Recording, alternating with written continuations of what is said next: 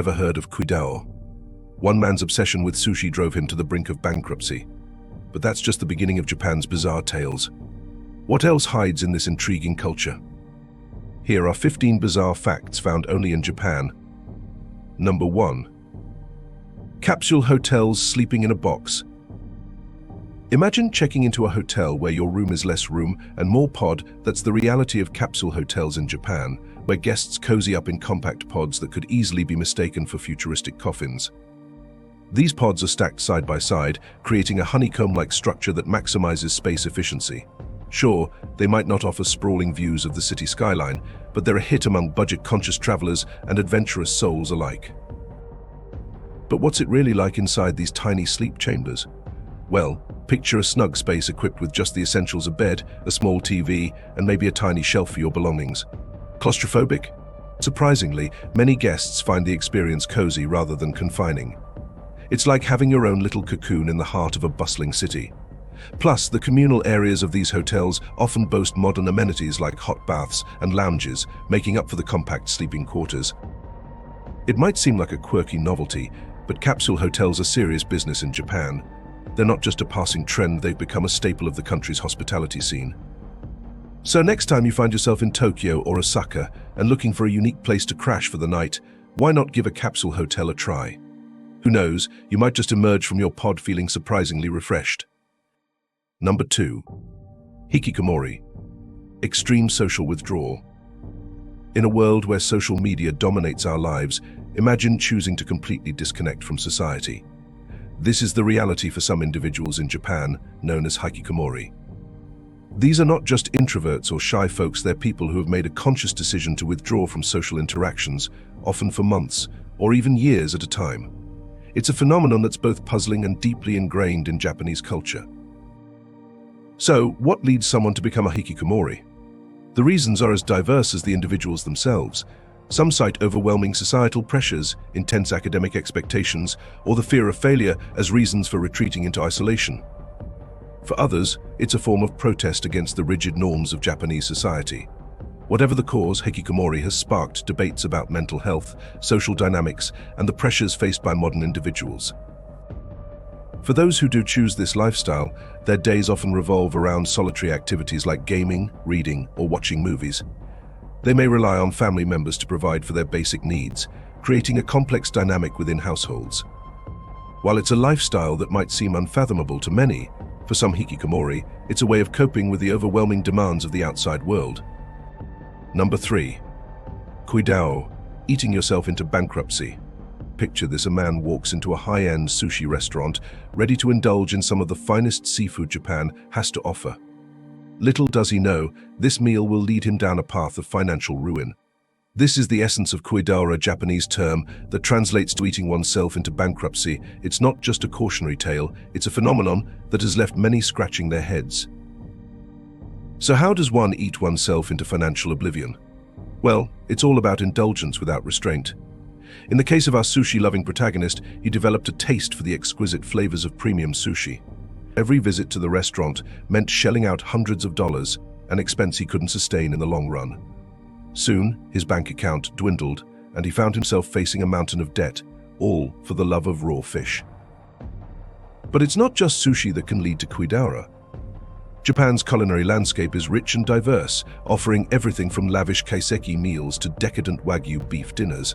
For some, the temptation to sample it all can be overwhelming.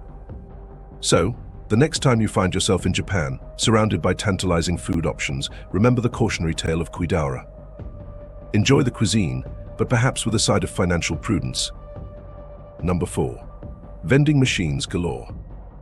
It's a sight that might leave you rubbing your eyes in disbelief: a vending machine that dispenses live lobsters. Welcome to the world of Japanese vending machines, where the ordinary meets the extraordinary. These ubiquitous machines are not just for sodas and snacks, they're a testament to Japan's love for convenience and innovation. So, what can you find in these vending machines? The list seems endless. Need a quick snack? Grab a bag of fresh bananas. Craving something more substantial? How about a piping hot bowl of ramen, served up by a vending machine chef? Feeling adventurous? Some machines even offer cans of hot coffee or toys for your amusement. And yes, there have been instances where puppies were reportedly sold in vending machines, though these are more likely a marketing gimmick than a practical pet store. But why the fascination with vending machines in Japan? Some say it's all about efficiency and saving time in a fast-paced society. Others see it as a reflection of Japan's quirky and sometimes eccentric culture. Whatever the reason, one thing is for sure: stumbling upon a unique vending machine is just another day in the life of exploring Japan. Number 5. Love hotels, rooms by the hour. Picture this: you're in the heart of Tokyo, and it's getting late. You and your partner are looking for a place to unwind, but a regular hotel seems too pricey for just a few hours. Enter the Love Hotel, a uniquely Japanese concept where rooms are rented by the hour, offering privacy and a touch of novelty. What sets these love hotels apart from your average accommodation? For starters, the themed rooms.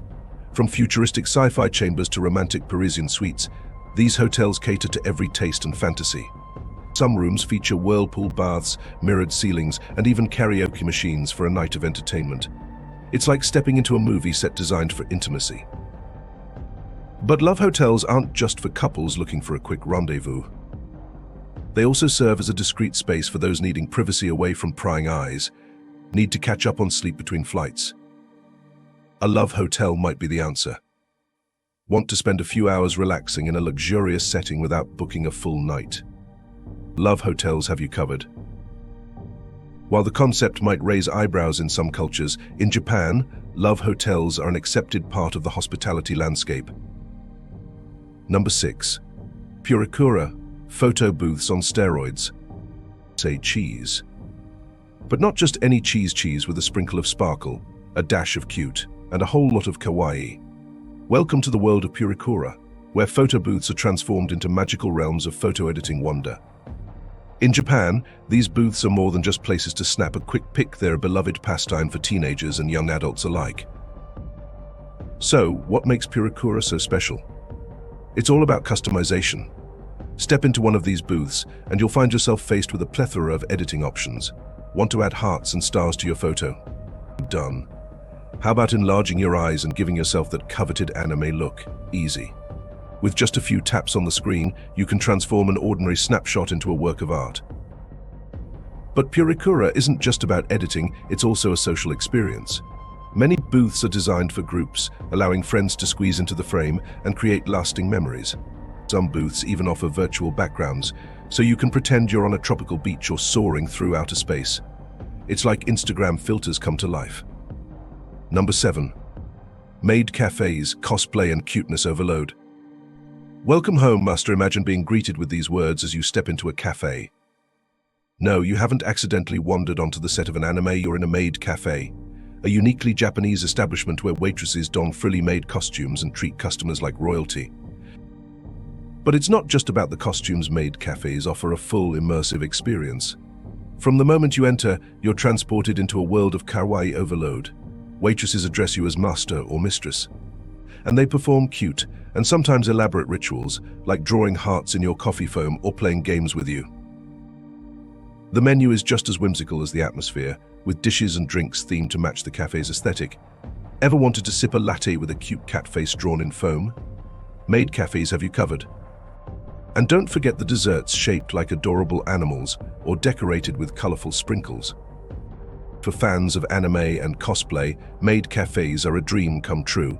It's a chance to immerse yourself in a fantasy world for an afternoon, surrounded by cute maids and delicious treats. Number 8. Cancho, playful and awkward pranks. We've all been there, whether it's a well-placed whoopee cushion or a surprise water balloon. But in Japan, there's a particular prank that might leave you feeling a bit uncomfortable. It's called Cancho, and it involves poking someone's butt with your fingers, mimicking a pistol. Now, before you raise an eyebrow, let's clarify: Cancho is meant to be playful, not malicious. It's often done between friends or classmates as a way to tease and bond. Kids might giggle and shout Cancho before sneaking up on an unsuspecting victim. It's a cultural quirk that can be both amusing and awkward, especially if you're not familiar with the practice. But why the fascination with this butt-poking prank? Some say it's a way for children to assert their mischievousness in a harmless manner. Others see it as a form of camaraderie, a shared joke among friends. Regardless of the reason, Cancho has become a playful part of many Japanese childhoods. Number 9. Bathroom tech toilets of tomorrow. Step into a Japanese bathroom, and you might feel like you've entered a spa. Japan is renowned for its high-tech toilets, equipped with a dazzling array of features that go far beyond the basics. From heated seats that banish the chill of winter to bidets that offer a refreshing clean, these toilets are a testament to Japan's commitment to comfort and hygiene. But it doesn't stop there. Some toilets come with built-in music players, allowing you to serenade yourself while you do your business. Others have air purifiers to eliminate any unpleasant odors, ensuring a pleasant experience for the next user. And let's not forget the self-cleaning feature, which saves you the hassle of scrubbing. For many visitors, using a Japanese toilet for the first time can be a bewildering experience. The array of buttons and symbols might seem daunting, but fear not, most toilets come with simple pictograms to guide you. Plus, once you've experienced the luxury of a warm seat on a cold day or the gentle spray of a bidet, you might find it hard to go back to your standard toilet. Number 10. Tattoos. Art or taboo. In many cultures, tattoos are a form of self-expression, a canvas for artistry on the body. But in Japan, tattoos carry a different connotation, one that is deeply rooted in history and tradition. Due to their association with the Yakuza, Japan's organized crime syndicates, tattoos still carry a stigma in certain circles. For centuries, tattoos have been linked to criminality in Japan. The Yakuza, with their elaborate and symbolic body art, have perpetuated this association. As a result, public places like hot springs, onsen, and gyms often have strict no-tattoo policies. This can be surprising for visitors who are used to tattoos being a common sight elsewhere in the world. However, attitudes toward tattoos are slowly evolving in Japan. With the rise of tattoo artists who focus on artistry rather than criminal affiliations, tattoos are gaining more acceptance among younger generations. Still, the stigma remains, and those with visible tattoos may face discrimination or be denied entry to certain establishments. Ganguro 11. Extreme tanning and makeup. In the early 2000s, Japan witnessed a fashion trend that could only be described as extreme. It was called Ganguro, and it involved a radical departure from the traditional pale-skinned aesthetic. Ganguro translates to black face in Japanese, but it's not a racial term, rather, it refers to the dark tan that was central to this trend. Imagine young women with heavily tanned skin, often achieved through tanning beds or copious amounts of bronzer. Add to that bleached hair, colorful makeup, and flashy outfits, and you have the Ganguro look. It was a subversion of the traditional beauty standards in Japan, a rebellion against the idea that fair skin was the epitome of beauty. But Ganguro wasn't just about appearance, it was also a subculture with its own language and social norms. Ganguro girls would gather in Tokyo's Shibuya district, sporting their bold looks and embracing a sense of community. They were often seen as rebels, challenging the status quo and creating their own version of beauty. While Ganguro has faded from the mainstream, its influence can still be seen in certain subcultures in Japan. It remains a fascinating chapter in the country's fashion history, a reminder of the power of youth culture to challenge norms and redefine beauty. Number 12. Train pushers. Sardine pack commutes. Imagine the chaos of rush hour in Tokyo, crowds of people packed like sardines, trying to squeeze onto already crowded trains. In the midst of this madness, there are individuals whose job it is to ensure every last person fits inside. They're known as oshiya, or train pushers, and their mission is to literally push passengers into the train cars. It's a surreal sight for many visitors to Japan, watching these uniformed workers in action. With white gloves and a no-nonsense attitude, they navigate the crowded platforms, urging passengers to move closer together. And when it's time for the train doors to close, they step in, gently but firmly pushing people inside to make room for more. But why the need for train pushers? Japan's public transportation system is renowned for its efficiency, but during peak hours, the sheer volume of commuters can be overwhelming. The pushers ensure that trains depart on time and that no one is left stranded on the platform. It's a choreographed dance of efficiency and politeness in the midst of chaos. For many commuters, this daily ritual is just part of life in Tokyo.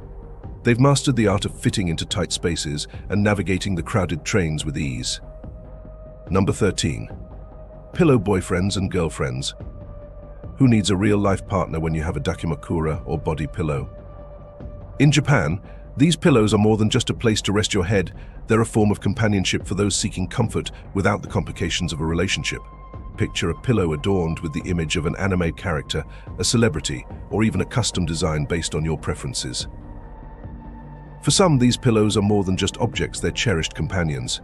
People dress them up in cute outfits, take them on outings, and even celebrate special occasions with them.